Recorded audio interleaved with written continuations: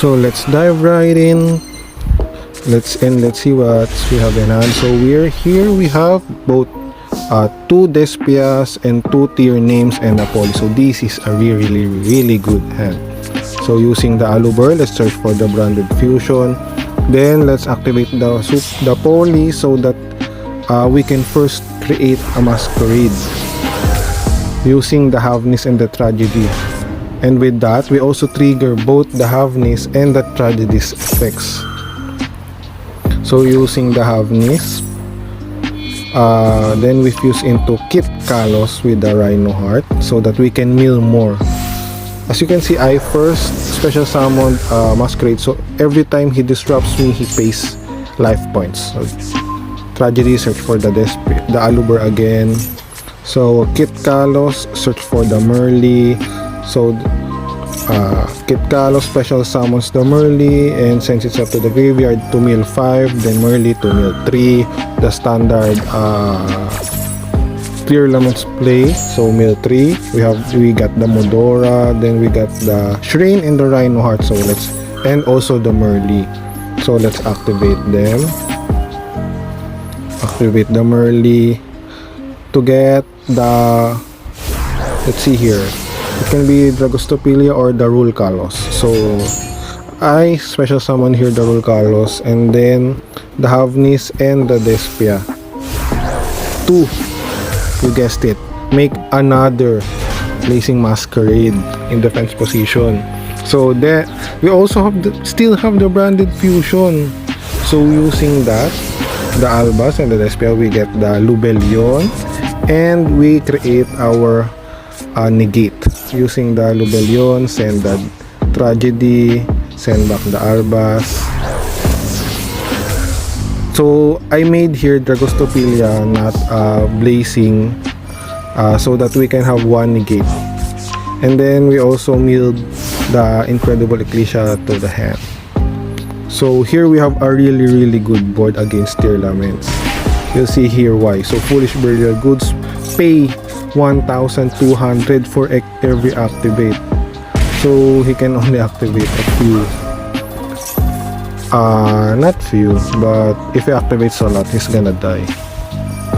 So he search for the Shrine. So I'm gonna activate the Shrine or Sharon to special summon itself. I cancel the Sharon. Then he activates Maxi so that if I special summon the Rule Kalos again, when I tribute itself, he can draw 1. So it's really not good to Rule Kalos the Sharon because it will still activate, but he draws here the triple tactics talent to get my Dragostopelia so that he can negate my Masquerade. As you can see, his life is already at 800. He negates the Masquerade and he attacks the Blazing Dragon. So that's what he thought. Because Masquerade is not an activation, so he scoops right there. Masquerade is not an activation. Remember that. So let's go for another game here. And then I activated the Tearlaments Scream, then I activated the King of the Swamp to get the polymerization, and then to special summon Shrine, I sent the Kelbeck. The Scream will mill and the Shrine will mill. I didn't activate the Kelbeck here. I activated the milled Tragedy to get the branded fusion, then activated the branded fusion, sending both Albas and Merly to get the Lubellion. So Lubellion here and Merly can fuse two big boss monsters. So here he sent out our Lubellion using the Kelbeck, but it's fine. It's fine. It will not stop the effect of the Lubellion. So here I created the Blazing Dragon. No, here I created the Kit Kalos first using the King of the Swamp and then the Lubellion. So this one will create, I think this is it. Yes, this is where I created the Blazing Dragon. So, Kit Kalos effect, Despia, Aluber effect, so that it can special summon itself. I'm thinking here that I could create maybe later the Abyss, but cannot be. So I activated the Kit Kalos, I activated the Rhino Heart, so that I can send. I already activated Shrine and Merly, so here I sent out Havnis, then to activate the Havnis, and I milled out the Merly. He changed the Agido, so he pays the 600 life points to special summon the Agido. Havnis will fuse into the Rule Kalos. No, the Dragostopia. So I picked the Dragostopia over the Rule Kalos here. Because I have the polymerization. So the Aluber and the Shrine will fuse into another Blazing Dragon. And then the Shrine will also activate. So this, I fused it into Kaleido Heart. Because we have Tearlaments Scream. Scream plus Kaleido Heart is instant shuffle. So you can see, instant shuffle. I have the Havnis in hand. I have the Incredible Ecclesia in hand. So we managed to create a pretty good board here. So 2 Masquerades, he activates the Full Burial Goods. That will send out the Solic. The Solic will search for a Tearlament card that he can activate. He pays the life points. He's already at 5,000. He searched for the Shayren, and then activate the Shayren to special summon itself. And then he will send the Rhino Heart to mill 3. Then the Rhino Heart can activate itself. But he also milled the Shayren in the graveyard so that he can fuse. So there, he activated the Rhino Heart. I activated the Scream so that I can also fuse, and then I chained the Mudora to stop his fusion summon. Look at his life points here. He only has 1,400 life points. So if he activates 2 more, he's dead. So that's it. He's cooked. That's it. Hello everyone. So here we have the infamous tier versus Tearlaments matchup. So my opponent here is gonna make the standard usual tier play, starting from Rhino Heart, searching, drop the Shrine, and the King of the Swamp will now fuse into Kit Kalos. So see, then Kit Kalos will search Merly search, then Kit Kalos effect activates into special summoning Merly, then sending itself to the graveyard, then chain 1, chain 2 to mill 8. So he milled their Agido, some Squamata, Scream, and he didn't activate his mill so that I can mill his Agido or Telbeck.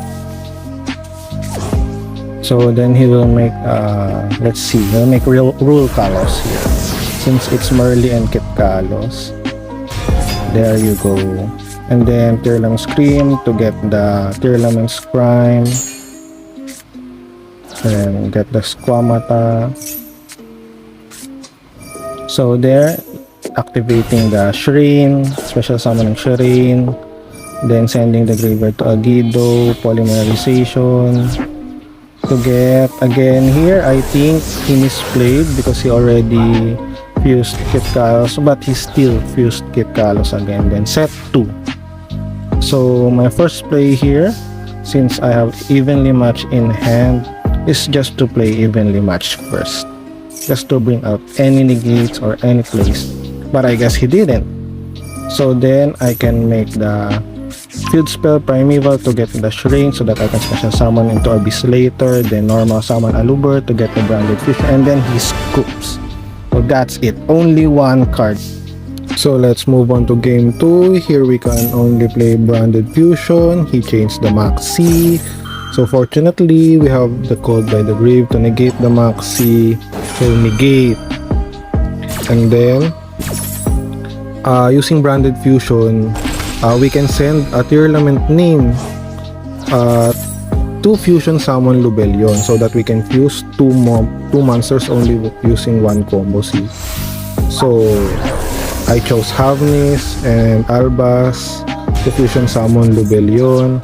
Lubellion, discard the Despian Tragedy.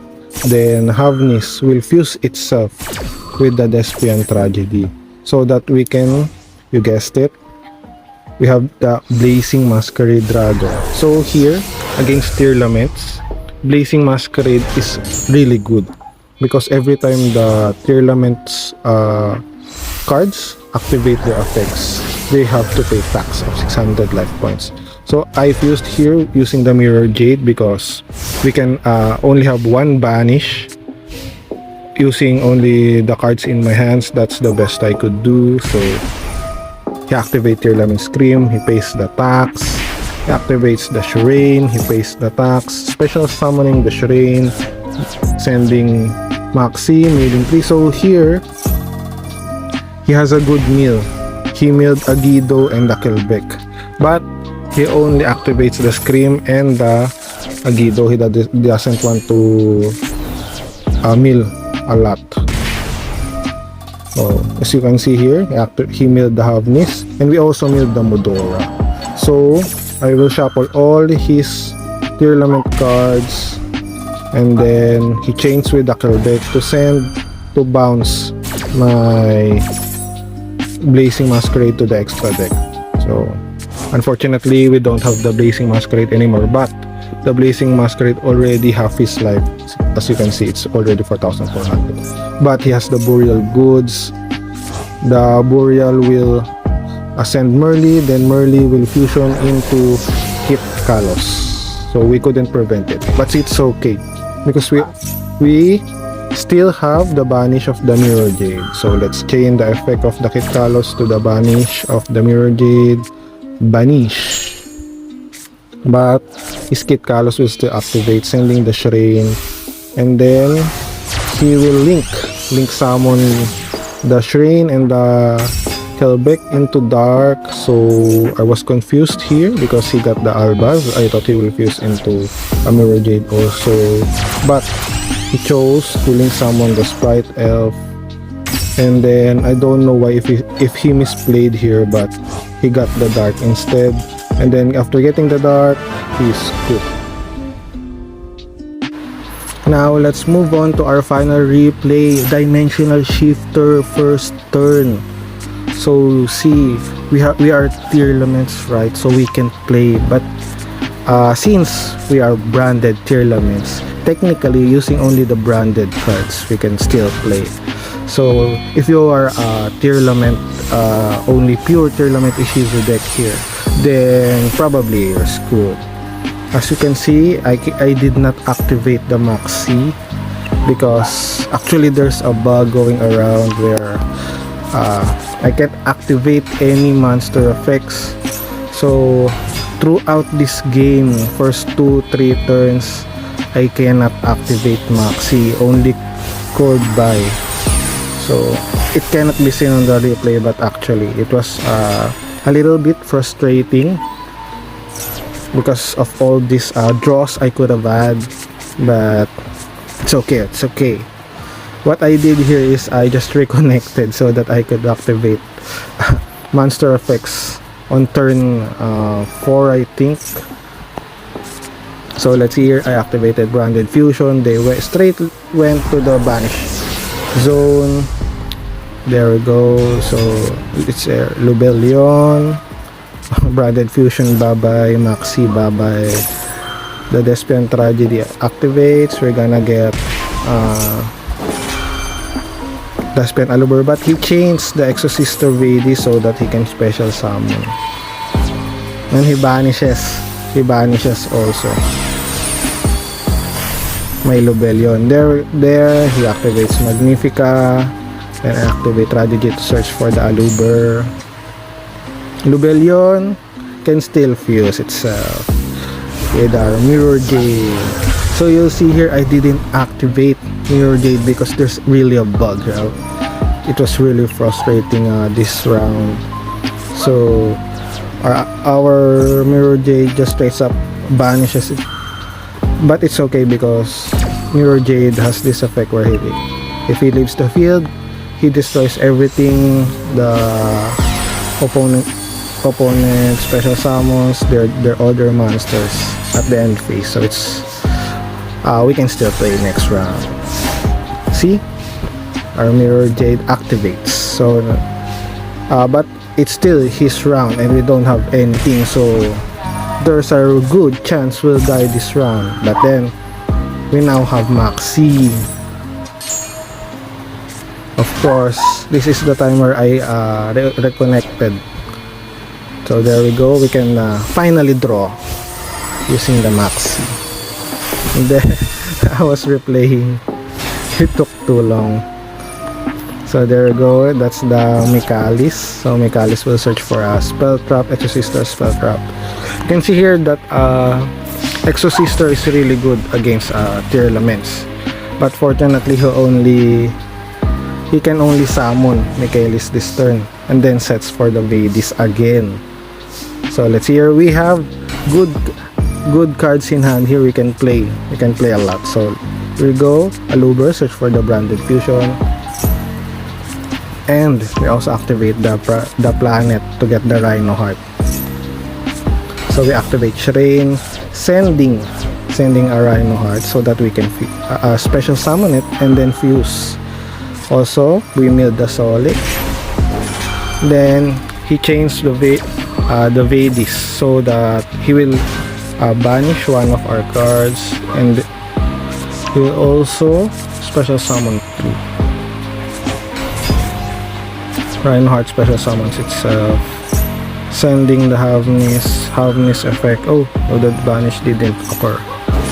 So the Tearlaments activates, then Martha activates, Ellis activates, all their effects and then I win. All their effects, if something leaves the graveyard, they can special summon a monster on their extra deck. So I can only chain my Called by the Grave to stop the Martha, only the Martha. So he has two extra deck fusions on my turn, right? So he activates Asophiel. Asophiel prevents me from activating anything in the graveyard. And then also another one, Gibberin. So Gibberin is a negate. Right, so we negated the Martha. So we sent a Tearlaments name, the Havnis. So then we can go into the Rhino Heart because I want to pop his Gibberin, the negate. But the negate is also a quick effect, so he can negate my pop. But using that, I can also destroy his Michaelis using the field spell, and then he activates the Asophiel and then negates me with the Gibberin. It's fine. We still have a higher attack than his monsters, as you can see. So we can just, and we also have Branded Fusion still. So we fusion the Tragedy and then the Albas. We couldn't activate the Tragedy because of the Asophiel, but it's okay because we can still fusion with the Lubellion. So we send out the Salik. The Salik doesn't activate again with the Asophiel. So we get the Albion, the branded. I activated Albion here because I already used the Mirror Gate and it's banished, and I only have one copy of the Mirror Gate. So the next thing that's good to fuse is the Blazing Dragon. So you can see, then we go attack the Martha, then attack using the Blazing Dragon, then attack that also using the Kaleido Heart, and then for a lot of damage we use the Albion. So I again fuse the Despia and the Shrine, so that if he activates only one effect, he will die, and he also cannot activate anything because he only have 1200. Two Blazing Dragons, one activation is equals to 1200. That's instant GG. There we go. So this is the deck list, so you can just see the cards here, and I'm currently playing in plat 1, plat 2 to diamond, so it's actually working quite well even against anti-Tearlament decks. I have a few more gameplays here and there, using only the tier cards, using only the albas, the branded cards, the Despian cards, and a mix of them. So this is also my first video commentary of my gameplay. I'm not sure if I will do this in the future again, or I just wanted to try things out, so this is it. So if there's anyone watching and wants more branded Tearlaments gameplay, I also have Ishizu Tearlaments gameplay that I can share, then I'll be glad to share it. So here in the extra deck, I used Invoke Kaliga, but it's not really good. It's better to use Winda or something like Dark Law. I just only have a few URs, so this is like a branded version, a budget branded version if you already have the branded cards. So this is a budget in a sense. So that's it. Thank you for watching, and see you again. Bye.